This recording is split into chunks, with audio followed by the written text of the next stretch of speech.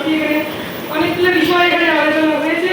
আমি দিদির সঙ্গে 100% একমত, কারণ উনি আর আমি এক জায়গায় মানুষ বলে না রক্ত কথা বলে, এটা আমাদের সেই সমস্যা হয়েছে।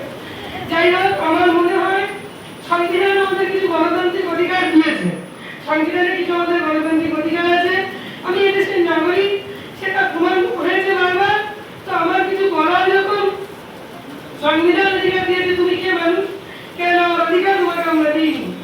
আর আজকে সূর্যপুরে যে নাগরিকের উপরে হত্যা, এত বড় একটা মর্মান্তিক ঘটনা হওয়ার পরেও সেখানে গ্রামবাসীদের উপরে যে অত্যাচার হচ্ছে, আমার মনে হয় এই বিষয়টি চোখে কথা আলোচনা করা উচিত।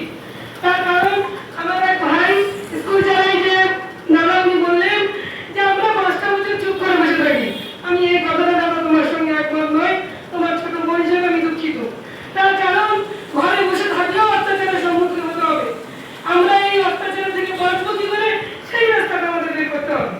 যদি আজকে আমার মেয়ের ক্লাসে, আমার মেয়ে বিএসএস নিয়ে পড়ে, ক্লাস 12 এর একটা বাচ্চা, তারা নিজেরা ডিসাইড করেছে যে আমাদের গ্রামে অসহায় যারা এই আন্দোলনে যায়নি, তাদের বাড়িতে তাদের বাবা মাকে তুলে নিয়ে গেছে, 19টা মহিলাকে তুলেছে। তাদের অপরাধ কি ছিল? তারা যদি জানতো যে পুলিশ চাইলে এসে তার বাড়ি রক্ষা করতে পারে না, তাহলে আমাদের বলতে পারতো না। সে একদিন সারা রাত থেকে লড়টা ভালোভাবে করেছে, করে তার বাবা ভাইকে বলেছে তোমরা আজ থেকে বাড়ি রাখো, কোন পুলিশ এসে আমার দরজায় রক্ত করে আমি দেখবো। সবার আগে আমি এটাকে প্রশ্ন করবো, কে অধিকার দিয়েছে? উনি। আমার মনে হয় আমাদের যে প্রোগ্রামগুলো করছি, তারপরে সাধারণ মানুষকে নিয়ে আইন সম্পর্কে সচেতন করা, ঠিক আছে, করে তাদের কতটা গণতান্ত্রিক অধিকার আছে। পুলিশ চাইলে আমাকে হাত ধরে টানতে পারে না, বারাইপুর পুলিশ আমাকে হেনস্থা করেছিল।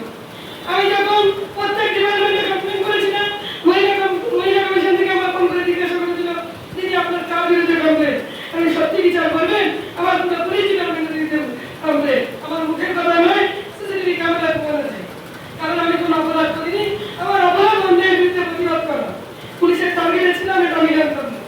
তাই আমি তো বলছি কি সেই পর্যন্ত আমি বারবার করে সরকার এসে কিনা আমাদের চলার পথটা আমরা সহজ করতে পারছি না।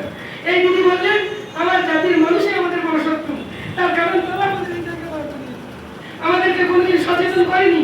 ইসলাম বলেনি যে তুমি শিক্ষিত হোক না। আজকে আমার আমলটাও দিয়েছে না, গুরুজন ওখানে বসে আছে, উনি স্কুলটা প্রতিষ্ঠিত করেছে, ওনার স্কুল থেকে অনেক ছেলে অনেক জায়গায় গেছে। এই দিদিকে আমি গেছি স্কুল প্রতিষ্ঠিত করার জন্য, ওনার কাছ থেকে কত পরামর্শ নিয়েছে। আমাদের তো উচিত যে শিক্ষা দিয়ে আমরা, শিক্ষা ছাড়া দুনিয়া অন্য যায় নাকি?